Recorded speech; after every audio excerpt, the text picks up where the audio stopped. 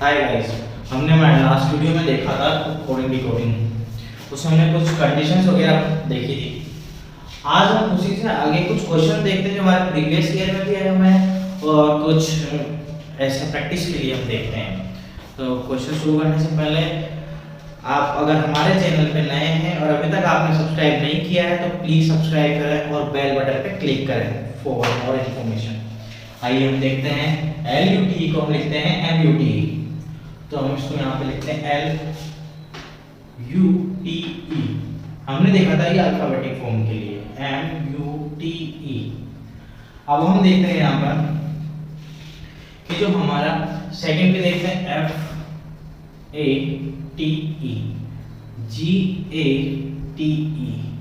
इसी तरीके से थर्ड लिखते हैं BLUE। अब इसका हमें पता करना है। हम देखते हैं ये एज इट इज है, ये भी एज इट इज है, ये भी एज इट इज है, तीनों सेम। सेकंड वाले पे देखते हैं तो तीनों एज इट इज है।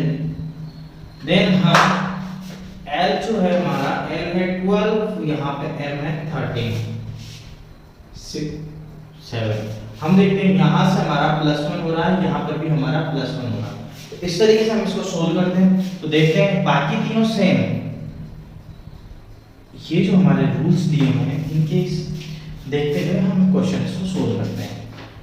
LUE सेम, यहाँ पे हमारा 2, इस पे हमने किया है हमारा +1, तो यहाँ पे आ जाएगा हमारा C, तो इसका आ जाएगा CLUE 2, ये हमारा इसका आंसर होगा। अब हम सेकंड देखते हैं, हमारे पास लिखा हुआ है मद्रास MADRAS को NPESBT इस फॉर्म में लिखा हुआ है, तो हम इसको चेक करते हैं।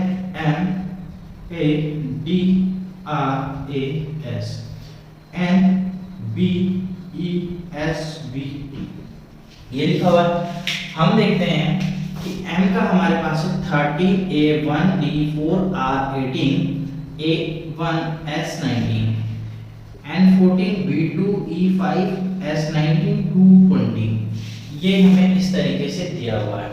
हम यहाँ पर M to N जाते हैं तो हम देखते हैं हमारा +1 हो रहा है, वापस A to B जाते हैं +1, D to E जाते हैं +1, 18 to 19 जाएंगे ऑब्वियसली +1, A से B +1, S से D +1। तो हमें देखते हैं जो हमें रूल मिला है उस रूल के अनुसार हमें पर्टिकुलर हर एक जो वर्ड है हमारा उसमें हमें +1 करना होगा।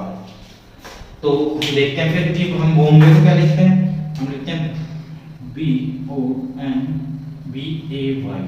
25 1 2 13 15 2 लिखा हुआ है। अब हमें पर्टिकुलर जो हमारा ये यहाँ पे जो रूल चल रहा था इस रूल के अनुसार हमें इसे करना है सॉल्व। तो हम देखते हैं यहाँ पे सब रूल हमारा +1 +1 +1 +1 +1 +1 हो रहा है। तो B का +1 C, O का B, M का N, P का C, A का B, Y का Z, सबका हमने +1 किया। यहाँ पे 3, यहाँ पे 16 14 3 2 26, तो देखिए सबका +1 क्या हुआ। तो इससे ये वाला जो आएगा ये हमारा पर्टिकुलर बॉम्बे के लिए आएगा, तो ये होगा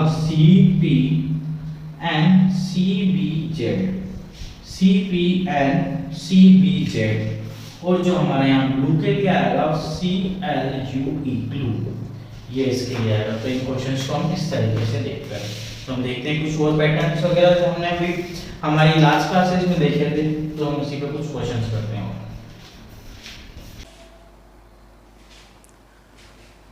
अब हमारा यहाँ पे क्वेश्चन है, फिश को EHRG लिखा हुआ है तो जंगल को हम क्या लिखेंगे। तो हम इसको चेक करते हैं कि इसमें क्या रूल लगा हुआ है। हम लिखते हैं FISH, तो फिश के नीचे EHRG, इसको हम थोड़ा बड़ा बड़ा लिख लेते हैं। FISH EHRG F6 I9 19 and 8 5 8 18 7। अब हम यहाँ पर देखते हैं कि हम गए हैं F से E पे, तो ऑब्वियसली -1, I से 9 -1, S से R -1 -1।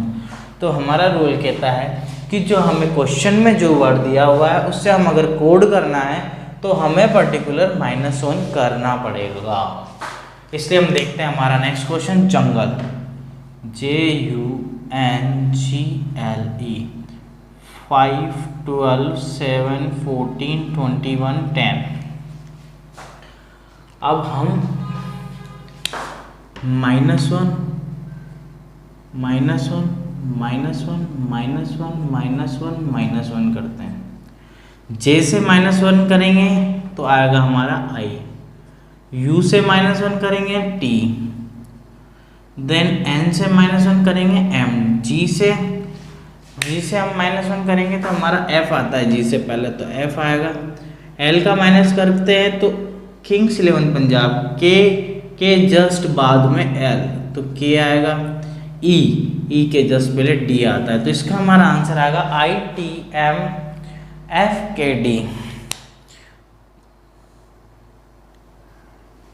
ये वाला हमारा जंगल को हम जो पर्टिकुलर है जंगल दिया हुआ था उसको हम लिखेंगे ITMFKD। अब हम हमारा नेक्स्ट क्वेश्चन देखते हैं, जो हमारा लिखा हुआ है फेवर को हम लिखते हैं EBUPTS। तो हम इसको लिखते हैं फॉर्म में कि क्या रूल लगा हुआ है, FAVOUR, इससे आता है EBUPTS। इनकी हम नंबरिंग कर देते हैं 6, 1, 22, 15, 21 एंड 18। तो यहाँ पे हमारा आ रहा है 19, 20, P को हम लिखेंगे 16, U 21 होता है, उम्र 21 होता है, B को 2, इसको 5। हम यहाँ पे फिर इसको चेक करके देखते हैं। फर्स्ट वाला जो हमारा F से E जा रहा है तो ये हो रहा है -1। देन सेकंड देखते हैं A से B पे, तो यहाँ पे हमारा +1, क्योंकि A से B पे जा रहा है तो +1 हो रहा है। अब हम जा रहे हैं V से U पे, तो यहाँ पे -1 हो रहा है। O से P +1 हो रहा है, U से T -1 होगा, R से S +1 होगा। तो हम यहाँ पे देखते हैं कि हमारा पर्टिकुलर -1 वाली जो सीरीज है उसमें ये क्वेश्चन चल रहा है। तो हम इसी तरीके से फॉलो करते हुए DANGER को चेंज करेंगे। 4, 1, 14, 7, 5, 18। अब हम इसको सोल्व करते हैं। हमें वापस यहाँ पे जो कंडीशन दी हुई थी, हमें -1 +1 की, उस कंडीशन को यहाँ पर लगा देंगे। -1 हो रहा है, +1 हो रहा है, -1 हो रहा है, +1 हो रहा है, -1 हो रहा है, +1 हो रहा है। ओके, तो D में से हमारा हो रहा है -1 तो आएगा वहाँ पे C, A से +1 हो रहा है तो आएगा B, N से -1 तो M, G से +1 तो H आएगा, क्योंकि G +1 करेंगे 8 आएगा, 8 पे हमारा H है। E से -1 करेंगे D आएगा, R पे +1 करेंगे S आएगा। R है 18 तो 18 में +1 करेंगे तो आएगा 19, तो 19 में आता है हमारा S। तो हम एक बार इसकी नंबरिंग करके भी चेक कर लेते हैं सही है नहीं है। 3, 2, 13, 8, 4, 19, 4 to 3 -1, 1 to 2 +1, 14 to 13 -1, 7 to 8 +1, 5 to 4 -1, 18 to 19 +1। तो इसका मतलब CBMHDS ये हमारा आंसर होगा। CBMHDS ये हमारा इसका आंसर होगा। अब हम यहाँ पे लेते हैं नेक्स्ट क्वेश्चन, जिसे हमारा जो अल्फ़ाबेटिक वर्ड्स है उनको हमने न्यूमेरिक वर्ड्स में लिखे हुए हैं। तो हम देखते हैं हमारा क्वेश्चन। तो उसके लिए सबसे पहले देखते हैं हम 7, 8, 6 को हमने लिखा हुआ है स्टडी वेरी हार्ड, 958 को लिखा हुआ है हार्ड वर्क पेस, 645 को लिखा हुआ है स्टडी एंड वर्क। तो हम यहाँ देखते हैं हमें पूछा गया है वेरी का कोड। तो हम एक काम करते हैं, वेरी का कोड ना निकाल के हम एक बार सबके कोड पता कर लेते हैं। उससे हम क्वेश्चन भी सीखने में भी हमें आसानी मिलेगी और फिर हम उससे देख लेंगे वेरी का कोड किस तरीके से निकाला जा सकता है। हम देखते हैं सबसे पहले स्टडी का कोड निकालने के लिए हम देखते हैं फर्स्ट वाले में हमें स्टडी गिवन है एंड लास्ट वाले में दोनों में हमारा स्टडी का रहा है कॉमन। तो हम यहाँ पे चेक करते हैं 7 8 6 6 4 5। अब दोनों में जो वर्ड कॉमन आ रहा होगा वो हमारा पर्टिकुलर एक स्टडी के लिए वो कोड होगा, तो वो है हमारा 6। ओके, अब हम नेक्स्ट देखते हैं हमारा वेरी के लिए। अब हमें पता है कि वेरी हमें फर्स्ट में दिया हुआ है, बट वेरी फर्स्ट के अलावा हमें और कहीं पर भी गिवन नहीं है, तो हम निकाल नहीं पाएंगे। इसलिए इसका भी कंफ्यूजन में है कि 7 होगा या 8 होगा। तो हम नेक्स्ट देखते हैं, इसका हार्ड लिखा हुआ है एक नेक्स्ट में, तो हम जाते हैं हार्ड पे। अब हार्ड किस में और में सेकंड में भी हमें हार्ड दिया हुआ है, थर्ड में नहीं है। तो हमारा फर्स्ट एंड सेकंड दोनों में हार्ड दिया हुआ है, तो हम दोनों में देखते हैं कि जो हमारा 8 है वो दोनों में कॉमन है। तो इसलिए हमारा जो हार्ड होगा वर्ड उसका हमारे पास होगा 8। ऐसे ही अब हम वेरी का बता सकते हैं कि हमारा वेरी का होगा 7, क्योंकि हमारा यहाँ 7 सिंगल है और एक ही वर्ड हमारे पास बचा हुआ है। उसके बाद हम देखते हैं वर्क्स का, तो हम देखते हैं वर्क सेकंड एंड थर्ड दोनों में गिवन है वर्क। तो वर्क के लिए हमारे पास इन दोनों में कॉमन वर्ड होगा 5, तो इसलिए वर्क का होगा हमारे पास 5। फिर देखते हैं पेज सिंगल है, तो पेज के लिए एक ही वर्ड रह रहा है हमारे पास 9। देन एंड के लिए, अब एंड के लिए भी हमारे पास सिंगल गिवन है ओनली 4, क्योंकि बाकी हम कर चुके हैं सोल्व, ओनली सिंगल बचा हुआ है 4। इस तरीके से अगर जैसे अभी तो हमें यहाँ पे पूछा हुआ था ओनली 4 के लिए कोड कि हम 4 को क्या कोड करेंगे, वेरी को क्या कोड करेंगे, तो हमने यहाँ पे वेरी के लिए कोड किया था 7। तो हमारा इसका जो होगा तो हम वेरी के लिए यहाँ पर लिख देंगे 7 कोड है इसके लिए। तो इस तरीके से हम इन क्वेश्चंस को सोल्व करते हैं। हमें एक क्वेश्चन दिया कि डॉग्स आर बार्किंग को हमने लिखा MOP SUDN है। देन नेक्स्ट है डॉग्स एंड हॉर्सेस को लिखा SUDTAR है। देन डंकीज आर मेड को लिखा NAPAGAB। हमसे यहाँ पे पूछा है कि आप बार्किंग का कोड क्या करोगे, इससे देख करके हमें बार्किंग का कोड लिखना है। तो हम देखते हैं बार्किंग किसी और में कॉमन नहीं, फर्स्ट में फिर उसके बाद हम देखते हैं डॉग्स सेकंड में कॉमन है, आर थर्ड में कॉमन। तो हमें पॉसिबिलिटी यहाँ से मिलती है कि हमें MOP देखते हैं किसी में नहीं, SUD फर्स्ट में एंड थर्ड में अवेलेबल है। NA देखते हैं, NA SUD फर्स्ट में और सेकंड में, सॉरी NA फर्स्ट में एंड थर्ड में अवेलेबल है। हम देखते हैं यहाँ से हमें ओनली MOP मिल रहा है, तो हमारा जो बार्किंग के लिए जो कोड होगा वो पर्टिकुलर कोड होगा MOP। इससे हम क्या जल्दी क्वेश्चन सोल्व कर सकते हैं। हमें यहाँ देखना है डॉग्स हमारा है फर्स्ट में एंड सेकंड में कॉमन है। देन देखते हैं आर फर्स्ट में थर्ड में कॉमन है। हमारा सिंपल एक सिंगल बचा है हमारे पास बार्किंग। तो ऐसे ही हम यहाँ की जो कोडिंग है वो कोडिंग MOP को हम पहले दोनों में चेक करते हैं, MOP किसी में कॉमन नहीं है। फिर देन SUD को चेक करते हैं, तो SUD हमारा दो में कॉमन है इसलिए हमारा आंसर नहीं हो सकता। वापस चेक करते हैं फिर NA को, NA हमारा फर्स्ट एंड थर्ड में है तो इसका मतलब ये भी आंसर नहीं हो सकता। तो पॉसिबिलिटी हमारी इन दोनों को कैंसिल करती है और फर्स्ट वाला जो है हमारा वो आंसर होता है बार्किंग के लिए MOP। हम यहाँ पे एक क्वेश्चन और देखते हैं, लिखा हुआ है हमारे पास hope to see you, RESONDI लिखा हुआ है इसको, please come to see the party को FIGNDIKZO लिखा हुआ है। देन होप टू कम को लिखा हुआ है DISOG, see you the party को लिखा हुआ है REFIZONO। पूछा है प्लीज के लिए कोड, पार्टी के लिए कोड, प्लीज सी यू के लिए कोड पूछा है, डू SODIRE के लिए हमें कोड पूछा है। तो हम इसमें देखते हैं सबसे पहले प्लीज सी यू का भी जो प्लीज यहाँ पे है वो वाला कोड दोनों में प्लीज के लिए एक हो जाएगा। तो हम सबसे पहले यहाँ पे चेक करते हैं जिसके कोड हम फाइंड कर सकते हैं। तो हम यहाँ से होप के लिए देखते हैं, तो होप हमारा फर्स्ट एंड थर्ड में मिल रहा है। हम इसके लिए देखते हैं फर्स्ट एंड थर्ड में चेक करते हैं तो RE नहीं है। देन हम यहाँ पे RE के बाद में हम देखते हैं SO, तो हम SO को चेक करते हैं। फिर उसके बाद में थर्ड वाले में तो SO दोनों में अवेलेबल है। देन नेक्स्ट चेक करते हैं Na नहीं है, Na ओनली सेकंड में। फिर चेक करते हैं हम DI, तो हमारा DI थर्ड में भी अवेलेबल है। बट हम और में भी देखते हैं कि हमारा FIGENA DI, तो DI हमारा जो है वो हमारा सेकंड में भी है। तो इसलिए ऑब्वियसली होप के लिए हमारे पास एक ही पॉसिबिलिटी मिली है SO, तो यही हमारा आंसर होगा।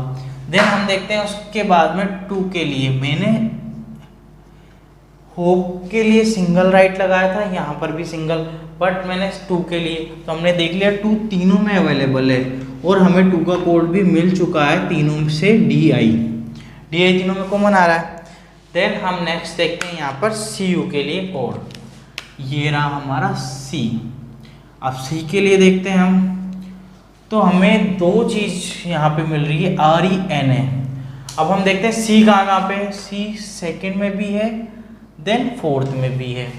तो हम इसमें से देखते हैं RE हमारे पास सेकंड में अवेलेबल नहीं है, इसका मतलब RE हमारा कोड नहीं हो सकता। देन NA चेक करते हैं, NA फर्स्ट में है, सेकंड में हम देखते हैं हमें NA मिल जाता है, लास्ट वाले में देखते हैं वहाँ पर भी हमें NA अवेलेबल है।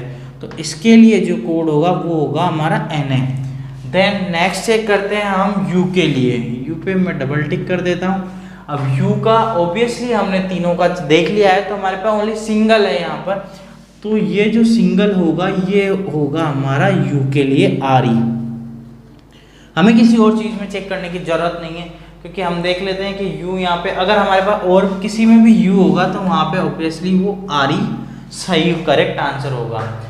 अब हम इसके बाद में देखते हैं, हमारा पहला वाला पूरा हो गया कंप्लीट। उसके बाद में हम यहाँ पे देख लेते हैं थर्ड वाला, क्योंकि थर्ड वाले में हमारे पास ओनली एक ही बचा है, तो हम इसको देखते हैं। हमें पास ओनली जो सिंगल है यहाँ पे वो है कम, तो कम के लिए G मिल गया हमें। तो यहाँ पे हम लिखते हैं कम के लिए